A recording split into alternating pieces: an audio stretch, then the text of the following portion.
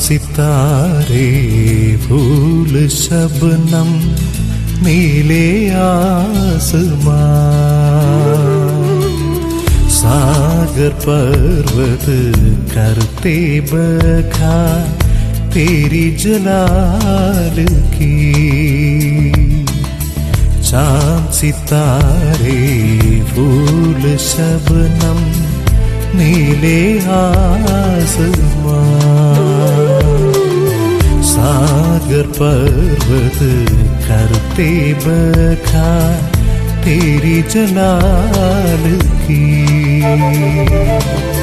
चांद सितारे फूल शबनम नीले आसमां। परमेश्वर के धन्य नाम की महिमा हो।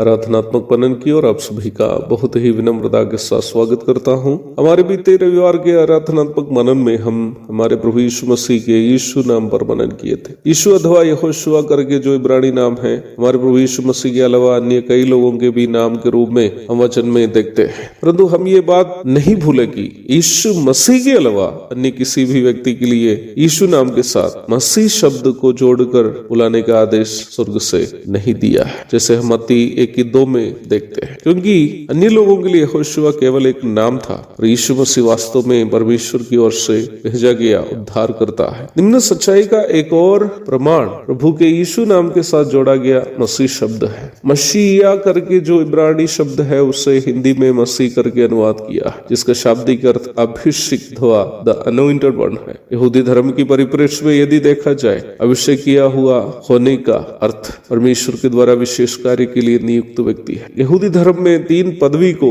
परमेश्वर के द्वारा नियुक्त महत्वपूर्ण 3 पदवी माने जाते हैं, जो है भविष्यद्वक्ता, पुरोहित और राजा। तीनों पद का ग्रहण करने हेतु अभिषेक पाना जरूरी थी। पहला राजा 19 की 15 से 16 तक, निर्गमन 40 की 12 से 14 तक, लेवी व्यवस्था 8 की 30, पहला शमूएल 10 की 1, 16 की 12-13 आदि आयतों को पढ़िएगा। अभिषेक शब्द का पवित्र शास्त्रीय अर्थ विशेष कार्य के लिए अलग किया गया है, to set apart for a special purpose.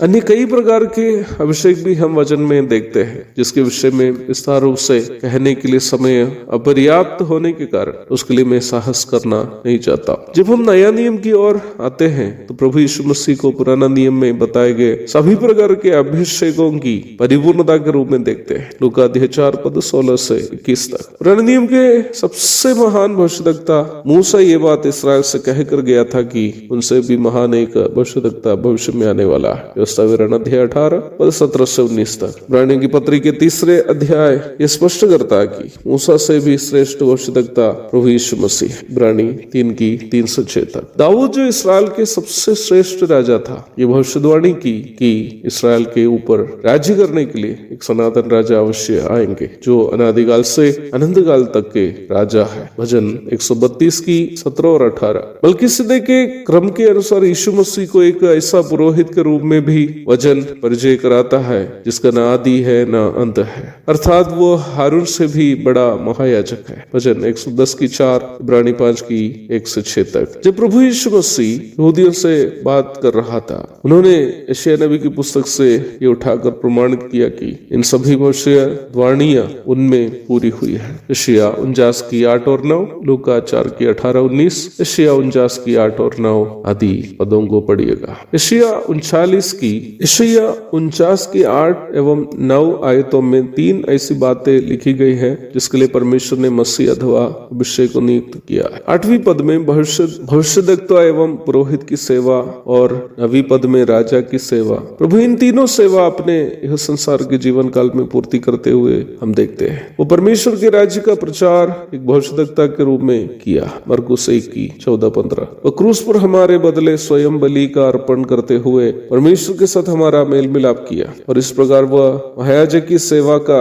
निर्वाह किया। मत्ती 27 की 50 और 51, इब्रानी 9 की 11 से 28 तक। और वह राजा बनकर शीघ्र आने वाला है, ताकि हमें पाप वास करने वाला इस प्रदूषित धरती से धर्म वास करने वाली एक सुंदर धरती की ओर ले चल पाए, जहां हम उनके साथ सदा काल रहेंगे। यूहन्ना 14 1 से 3 तक, प्रेरितों के काम 1 की 6 से 11, पहला थिस्सलुनीकी अध्याय 4 पद 16 से 18 तक। जब रोमी राज्यपाल पिलातुस ने प्रभु से पूछा, क्या तू यहूदियों का राजा है? प्रभु ने कहा, तू आप ही कह रहा है। आइए आज सुबह हमारे एकमात्र अभिषिक्त प्रभु यीशु मसीह की, जो हमारा भविष्यद्वक्ता, पुरोहित एवं राजा है, सिर झुकाकर दंडवत करेंगे। उनके धन्य नाम की महिमा हो। ये हमारे यीशु खुदावन स्वामी जहान की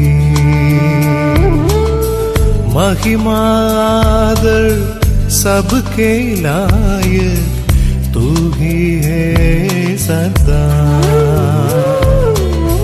ये हमारे यीशु खुदावन स्वामी जहान की महिमा आदर सबके लायक तू ही है सदा। चांद सितारे फूल शबनम नीले आसमां सागर पर्वत करते बखान तेरी जलाल की।